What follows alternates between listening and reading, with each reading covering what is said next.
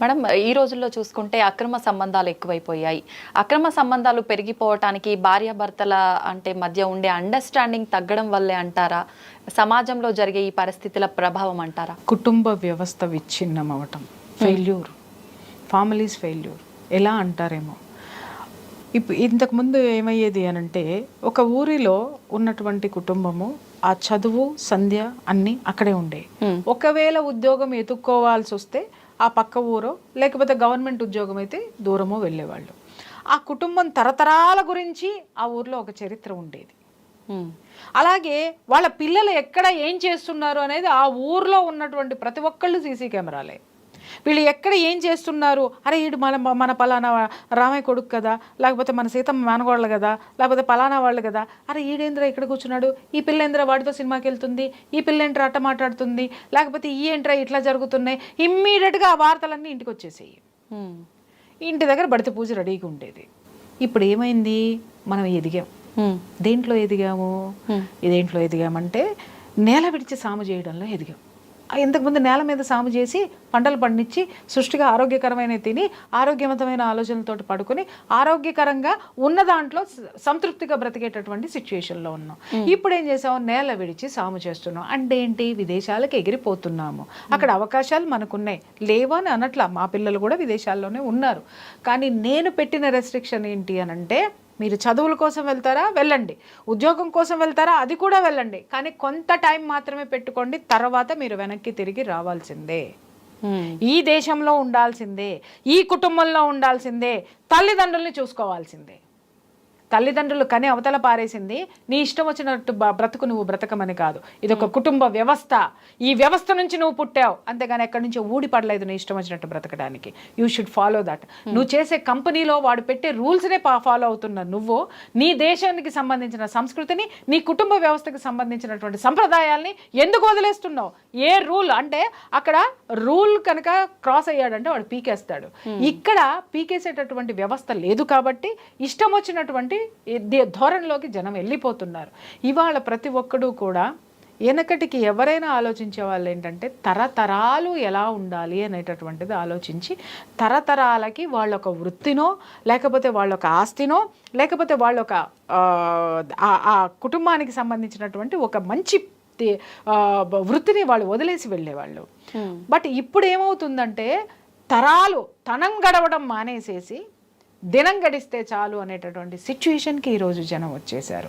So ఈ రోజుదేంటో ఈ రోజే, భవిష్యత్తు ఎవడికి కావాలి, భవిష్యత్తు ఎవడికి కావాలి, భవిష్యత్తు ఎవడికి ఇవాళ అదే భవిష్యత్తు ఎవడికి కావాలి అనంటే విశ్వం కూడా నీ భవిష్యత్తు ఎవడికి కావాలిరా అని కంపెనీలో నుంచి ఏ ఉద్యోగం ఎప్పుడు పీకుతారో తెలియదు.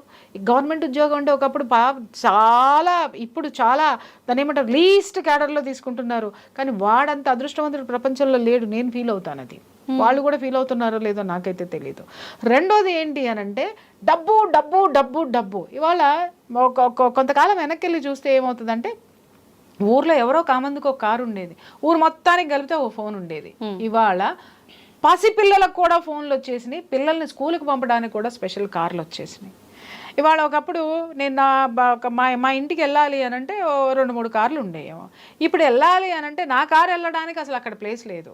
ఎందుకంటే కారు పార్కింగ్లకి అయితే ప్లేస్లు ఉండవు, కానీ కార్లు మాత్రం రోడ్డు మీద ఉంటాయి. కారు పెట్టుకునే పార్కింగ్ ప్లేస్ వాడికి ఉండదు, కానీ కారు మాత్రం వాడికి ఉంటుంది. అవన్నీ రోడ్ల మీదే ఉంటాయి. ఇటున్నాడికి ఉంటుంది, ఇంటాడికి ఉంటుంది. ఆ ఉన్నది 30 గజాల రోడ్లో ఈ 2 కార్లు పెడితే సైకిల్ కూడా పట్టదు. వెళ్ళేటందుకు ఎంత ఇబ్బందులు ఉన్నాయి, ఎన్ని ఇబ్బందులు ఉన్నాయి. సరే ఆ కారు ఏమన్నా డబ్బులు సంపాదించి కొనుక్కున్నాడు, ఇదివరకు కారు డబ్బులు మొత్తం ఇస్తే కానీ కారు ఇంటికి వచ్చేది కాదు. ఇప్పుడేంటి, 0 డౌన్ పేమెంట్ మీరు తీసుకెళ్ళిపోండి చాలు. వాడికి వచ్చేది 40,000 జీతం అయితే వాడికి ఉండే క్రెడిట్ కార్డు వాల్యూ ఎంత, 2 లక్షలు.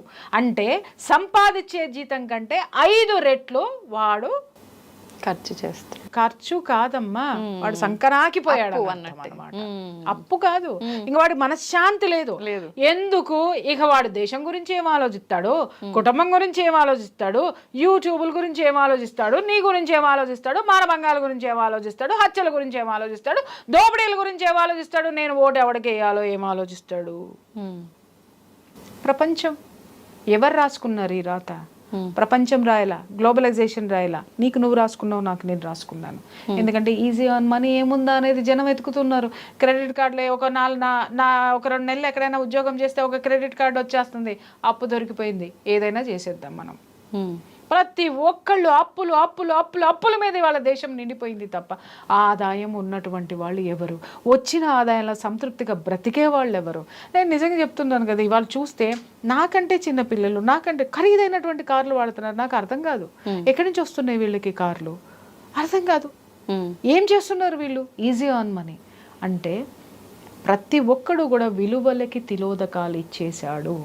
కుటుంబానికి ప్రాముఖ్యత లేదు, విలువ లేదు. అతి భయంకరంగా ఈరోజు నేను వాడికంటే ఎక్కువ బ్రతకాలి అనేటటువంటి ఒక స్థితికి వెళ్ళిపోయాడు. ఇది దీనంతటికీ కారణం ఏంటి అని అంటే, ఏముందండి సమాజం అంతా అలాగే మారిపోయింది అని మాట్లాడతారు. నేను ఒక క్వశ్చన్, ఈ సమాజం ఎవరండి? మనకు అందని పదార్థమా అండి? ఏమన్నా ఆకాశంలో ఉన్నటువంటి చినుక అండి, మనం కంట్రోల్ చేయలేము, అది పడుతుంది అనుకుంటానికి. అది పడినా కూడా గొడుగు అనేటటువంటిది ఒకటి ఉందండి, మనం తడిచిపోకుండా. ఇల్లు అనేటటువంటిది ఒకటి ఉందండి, మనం సురక్షితంగా ఉండడానికి.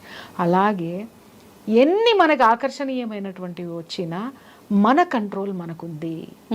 మన జీవితం మన చేతుల్లో ఉండాలి. ఇవాళ మన జీతం ఎవరి చేతుల్లోకి వెళ్ళిపోయింది? క్రెడిట్ కార్డు ఇచ్చేటటువంటి బ్యాంకుల చేతుల్లోకి వెళ్ళిపోయింది, ఈఎంఐల చేతుల్లోకి వెళ్ళిపోయింది, కారు కొన్నవాడి షోరూమ్ వాడి చేతుల్లోకి వెళ్ళిపోయింది. వీళ్ళందరి చేతుల్లోకి మన జీవితం పెట్టేసిన తర్వాత ఇవాళ నాకు నువ్వు ఎటబోతే నాకెందుకు? నీ మీద ఒక కసి. ఎవరి మీద నాకు కసి? నా మీద నాకు కసి లేదు. ఈఎంఐలు ఆడు అమ్మాడబడుతున్నాడు కదా, ఆడి మీద కసి. ఈ ఈఎంఐలు ఎట్టా ఎగ్గొట్టాలి, ఆ ఎపిసోడు ట్రెండ్ అవుతుంది అనమాట. ఎవరైనా లాయరు, అడ్వకేటో, ఇంకెవరన్నాను ఈఎంఐలు ఈజీగా ఈ విధంగా మీరు ఉపశమనం పొందవచ్చు, మీరు ఏ విధంగానూ కట్టక్కర్లేదు అనగానే వాళ్ళ ముందు బారులు తీరేస్తారు. ఆ ఎపిసోడ్ ఫుల్ క్లిక్ అవుతుంది. తర్వాత భార్య, దానికి కారు ఉంది, నువ్వు కొంటావా సస్తావా, లేకపోతే వాళ్ళు అది కొనుక్కున్నారు, ఆ నెక్లెస్ ఉందా లేదా, ఇది అది అది అది అది భయంకరంగా ఈవిడ టార్చర్ పెట్టేస్తూ ఉంటుంది, భర్తను పెట్టేస్తూ ఉంటుంది. అది దానికోసం వీడు నానా అప్పులు చేసి, నానా లోన్లు తీసి, అన్ని బాహాటంగా చేసుకొని అవన్నీ పెట్టిన తర్వాత ఈఎంఐలు కట్టాల్సి వస్తుంది. వీటన్నిటికీ కారణం ఎవరు? నా భార్య. అసలు దీంతో నాకు సుఖం లేదు. ఏం ఎత్తుకుంటాడు వాడు? అక్రమ సంబంధాలు ఎంత బాగుంటాయి. ఎందుకంటే ఇక్కడ మనశ్శాంతి లేదు కదా. నేను అది పెట్టుకున్నానంటే ఎవడన్నా చెప్పుతో కొడతాడు అని. ఎందుకు కొడతాడు? బోళ్ళంతమంది ఇలాగే ఉన్నారు, మనం చూపించేస్తున్నాం కదా. మనం ఫ్యాబ్రికేటెడ్ స్టోరీలు రాసి అక్రమ సంబంధాల మీద రాస్తున్నాం, కానీ సక్రమ సంబంధాల గురించి ఎందుకు రాయమమ్మా? మనుషుల జీవితాల్లో ఎందుకు రాయం మనము? కుటుంబాలు విచ్ఛిన్నం చేసుకోకండి, కలిసి ఉంటే ఇంత బాగుంటుంది, మీరు ఇలా అవుతున్నారు, ఇలా ఉండండి. 1కి 10 గొంతుకలు లెగిస్తే అదే శాసనం అవుతుంది. పదుగురాడు మాట పాడి అయి చెల్లు. ఇప్పుడు అంటే భార్య ఇలాంటి అవసరాలు అడగడం తప్పంటారా? అవసరాలు అడగడం తప్పనలేదు. విలాసాలు, శక్తికి మించి భర్తకి ఎంత జీతం వస్తుంది, పులిని చూసి నక్క వాతలు పెట్టుకున్నట్టు ఇవాళ ఎన్ని ఫాల్స్ ప్రెస్టేజెస్ జీవితాలు ఉన్నాయో యాజ్ అ ఫ్యామిలీ కౌన్సిలర్గా నాకు తెలుసు. ఎంతమంది మొగుళ్ళు జుట్టు పీక్కుని వస్తున్నారు నాకు తెలుసు. అలాగే ఎంతమంది భర్తలు అక్రమ సంబంధాలు పెట్టుకొని అది బాగుంది, ఇది బాగుంది, దాని షేప్ బాగుంది, దీని షేప్ బాగుంది అని పరుగులు పెడితే, మేము మేడం 2 పిల్లల్ని కన్నాము, ఇదిగో మా డబ్బు మా జీవితం మొత్తం వీడికే దారిపోసాం, మమ్మల్ని ఏం చేయమంటారు అని అడిగే వాళ్ళు నాకు తెలుసు. నన్ను అడగండి, నేను చెప్తా. సమాజం అంటే ఏంటో నేను కూడా చూశాను, నేను మాత్రమే చూశాను ఇప్పుడు మాట్లాడేటటువంటి వాళ్ళలో చాలా వరకు కూడాను. కాబట్టే నేను ప్రతిదీ కూడా ఏ ఇష్యూ జరిగినా కూడా నేను కుటుంబానికి ఎందుకు ముడిపెడతాను, ఏ ఇష్యూ జరిగినా సమాజానికి ఎందుకు ముడిపెడతానంటే ఆ సమాజం బాగుంటేనే మన కుటుంబంలో మనం బాగుంటాము, మన కుటుంబాలన్నీ బాగుంటేనే సమాజం బాగుంటుంది. దయచేసి కుటుంబ వ్యవస్థను పట్టించుకోండి, మోరల్స్ని ఫాలో అవ్వండి, ధర్మాన్ని ఫాలో అవ్వండి అని చెప్తున్నాను నేను.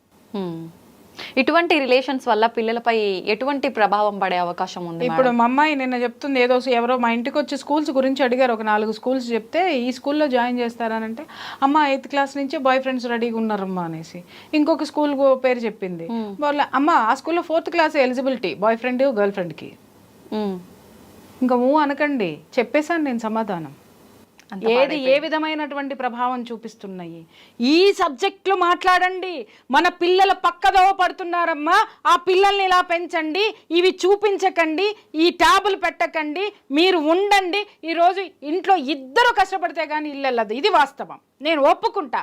కానీ మన బిడ్డలకి ఇచ్చి ఏదో ఒక సామెత ఉంటుంది కదా, ఈయన గాసి కుక్కలకి పోసినట్టుగా మనం ఇంత సంపాదించి చివరికి మన పిల్లలు మన దారిలో లేకుండా అడ్డదారుల్లోకి పోతే వాళ్ళని తిరిగి దారిలోకి తెచ్చుకోవడానికి మన సంపాదన మొత్తం థెరపిస్టులకో లేకపోతే ఇంకొక ఇష్టలకో నాలాంటి కౌన్సిలర్లకో పోసి పోసి పోసి పోసి ఇంట్లో తల్లిదండ్రులు మించిన కౌన్సిలర్స్ లేరు, తల్లిదండ్రులు మించిన థెరపిస్టులు లేరు, బంధువుల్ని మించినటువంటి థెరపిస్టులు అంతకంటే లేరు.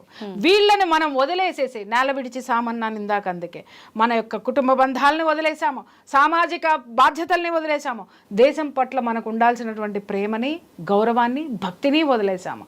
కాబట్టి ఇవాళ ఇవన్నీ మనం, ఎందుకంటే ఏ రాజకీయ నాయకుడు ఏది తెచ్చినెత్తినేసినా కూడా అదేంటో తెలియకుండా దాన్ని యాక్సెప్ట్ చేయాల్సిన దుర్గతిలో మనం ఎందుకున్నామంటే మన గురించి మనం ఆలోచించేటటువంటి స్థితిని స్థాయిని దాటిపోయాం కాబట్టి. మేడం, మీరు అన్నారు విలాసాల వల్ల భార్యాభర్తల మధ్య తగాదాలు వచ్చి ఇట్లాంటి తప్పుడు మార్గాలకి దారి తీస్తుంది అని చెప్పి. విలాసాలు ఒక్కటే రీజన్ అని ఎందుకు అనొచ్చు మేడం? నేనంటాను భార్యాభర్తల మధ్య అండర్స్టాండింగ్ ప్రేమ లేకపోవడం వల్ల కూడా జరుగుతుంది అని చెప్పి. ఎక్కడి నుంచి రావాలి అండర్స్టాండింగ్ ప్రేమ? పోనీ మీరు చెప్పండి. ఇప్పటివరకు ఇన్ని సంవత్సరాలు ఇన్ని ఎపిసోడ్లు నేను చెప్పాను కదా, మీరు కూడా కొంతకాలం ప్రయాణం చేశారు కదా, ఎక్కడి నుంచి రావాలి ప్రేమ, అనురాగం, ఆప్యాయత? చాలా మందిని చూస్తుంటాం కదా మేడం, భార్యాభర్తలు ఇద్దరు అంటే ఎవరి పాటికి వెళ్ళామా వచ్చామా అన్నట్టుగా. మిమ్మల్ని అడిగిన ప్రశ్న, భార్యాభర్తలు ఉంటే ఇవన్నీ రావు కదా అన్నారు. ప్రేమ ఎలా పెంపొందించుకోవాలి యాజ్ యంగెస్ట్ పర్సనాలిటీ? అంటే ఒకరి అభిప్రాయాలు ఒకరు అర్థం చేసుకోవాలి. ఎందుకు అర్థం చేసుకోవాలి, ఎలా అర్థం చేసుకోవాలి, ఇదే క్వశ్చన్. చెప్పండి, మీరు చెప్తే బాగుంటది. అలా కాదు, మీకేం అర్థమైందో నాకు తెలియాలి. నా అభిప్రాయం మాత్రమే నేను నేను చెప్తున్నాను. ఎవరికి వాళ్ళకి ఏంటంటే ఎదుటాలని ఒక క్వశ్చన్ వేసేసి ఒక అరుపు అరిసేసేసి నాది నా ఇష్టం వచ్చినట్టు బతికేస్తే నా జీవితం వెళ్ళిపోతుంది. ఈ సమాజంలో ఎవడేమన్నా మాట్లాడితే ఎవడు అడిగేటోడు లేడు కాబట్టి నేను దూసుకుని వెళ్ళిపోతాను అనేటటువంటి తత్వంలో, ఫాల్స్ థింకింగ్ లో జనం ఉన్నారు. మీరు అన్నారు అదే కదా మేము చెబుతున్నాం, బాగుండండి అమ్మా, ఒకళ్ళ అభిప్రాయాలను ఒకళ్ళు గౌరవించుకోండి అమ్మా, ఒకళ్ళ ప్రొఫెషన్లో ఒకళ్ళ హెల్ప్ చేసుకోండి అమ్మా, హెల్ప్ చేసుకోకపోయారు అపార్థాలు చేసుకోకుండా ఉండండి అమ్మా, ఇవే కదమ్మా మేము చెప్తున్నాము. ఎందుకు ఉండట్లేదండి వాళ్ళతోటి అనంటే, ఇక్కడ ఉన్నటువంటి మాధ్యమాలు కానీ దేశం యొక్క పరిస్థితులు కానీ ఎంకరేజ్ చేసేటటువంటి తత్వాలు కానీ ఈరోజు కోకొల్లలుగా పెరిగిపోయిన తర్వాత మా వాయిస్లు తక్కువ ఉన్నాయి. నేను అదే చెప్తున్నా, ఇంకా పెరగాలి పెరగాలి పెరగాలి పెరగాలి. పదుగురాడి మాట పాడేయజల్లి. ఎవరిని చూసినా ఇదే మాట్లాడుతున్నారు. కుటుంబం లేకపోతే మనం నాశనం అవుతాము, కుటుంబ బంధాలు లేకపోతే మనం నాశనం అవుతాం, సమాజంలో మన బాధ్యతను సక్రమంగా నిర్వర్తించకపోతే మనం సమాజం నుంచి వెలివేయబడతాము, దేశం పట్ల ప్రేమ లేకపోతే రేపు పొద్దున అవతల దేశం వాడు తన్ని తరిమేస్తే ఇవాళ అనుకుంటున్నారు నాకు దేశం యొక్క పౌరసత్వం ఉంది అనుకుంటున్నారు.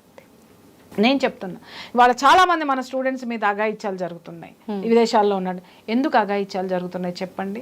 అరే వీడు ఏ దేశం నుంచో వచ్చి నా దేశంలో ఉండి నాకంటే ఎక్కువ సంపాదిస్తున్నాడు వీడు, నా దేశంలో ఉండి నాకు ఆపర్చునిటీస్ లేకుండా చేస్తున్నాడు వీడు అనే ఒక కసి. ఈ కసి రేపొద్దు నువ్వు పౌరసత్వం తెచ్చుకున్నా ఉంటుంది, ఇంకొకటి తెచ్చుకున్నా ఉంటుంది. వాడి దేశంలో వాడి స్థాన బలం భయంకరంగా ఉంటుంది. తిరిగి నువ్వు నీ దేశానికి రావాలంటే నీ ఉనికి ఎక్కడా? భవిష్యత్తు మేము ఆలోచించాం కాబట్టి మాట్లాడుతున్నామమ్మా. ఆ భవిష్యత్తును ఆలోచించి మాట్లాడండి. ఎవడేది పడితే నా ఇష్టం వచ్చినట్టు మాట్లాడతాను, నా ఇష్టం వచ్చినట్టు చేస్తాను అని అంటే, ఇప్పుడు మీరు అనొచ్చు మీరు మీ ఇష్టం వచ్చినట్టు మాట్లాడు, నేను నా ఇష్టం వచ్చినట్టు మాట్లాడట్లా, నేను జనం నుంచి తీసుకున్న సబ్జెక్టే మాట్లాడుతున్నాను. కాబట్టే ఇన్ని సంవత్సరాలు నేను ఇంత హుందాగా ఉండగలిగాను, ఈ స్థితిలో నేను ఉండగలిగాను అని అంటే కేవలం జనం వాక్కు మాత్రమే నా దగ్గర నుంచి వస్తుంది. జనం కోరుకుంటున్నది ఇది. నేను ఏది మాట్లాడుతున్నానో జనం కోరుకుంటున్నది అది ఆలోచించండి. జనం ఎలా లేరు, ఇలా ఉన్నారు. నా వాక్కు ద్వారా ఉన్నారు, నాలాంటి వాళ్ళు మాట్లాడే వాక్కు ద్వారా కూడా ఉన్నారు తప్ప మీరు అనుకునే నేరాలు ఘోరాల్లో జనం ఉండడానికి ఇష్టపడట్లేదు. మీరు అనుకునేటటువంటి పెడతోవలు పట్టడానికి ఇష్టపడట్లేదు. వాళ్ళు అటువైపు మౌల్ చేయబడుతున్నారు. వాళ్ళని లాక్కొచ్చే బాధ్యత మనది, వాళ్ళని సక్రమమైనటువంటి మార్గంలో పెట్టే బాధ్యత నీది, నాది, మీడియాది, ప్రతి ఒక్కళ్ళది అని కూడా చెప్తున్నాను నేను. మేడం ఒక క్వశ్చన్ అడగొచ్చా? చెప్పండి. తప్పుగా అనుకోరు కదా? పర్వాలేదు, చెప్పండి. అంటే ఎక్కువగా అబ్బాయిలకి ఫేవర్గా మాట్లాడతారు ప్రియా చౌదరి గారు, ఎందుకు అమ్మాయిలకు సపోర్ట్ చేసినట్టుగా మాట్లాడరు అని చెప్పి నేను 1-2 సార్లు విన్నా. మాట్లాడేవాళ్ళు నా ఎన్ని ఎపిసోడ్స్ చూసారో ఒకసారి చెప్పమను. కనీసం నేను ఒక 2000 ఎపిసోడ్లు చేసాను. అవును అవును. వీళ్ళు ఎన్ని ఎపిసోడ్స్ చూశారు, ఏది తీసుకున్నారు, ఆ ఎపిసోడ్స్ మొత్తం పట్టుకురమ్మను, అన్నీ చూసి మాట్లాడమని. నేను నా గళం విప్పిందే ఉమెన్ కోసము.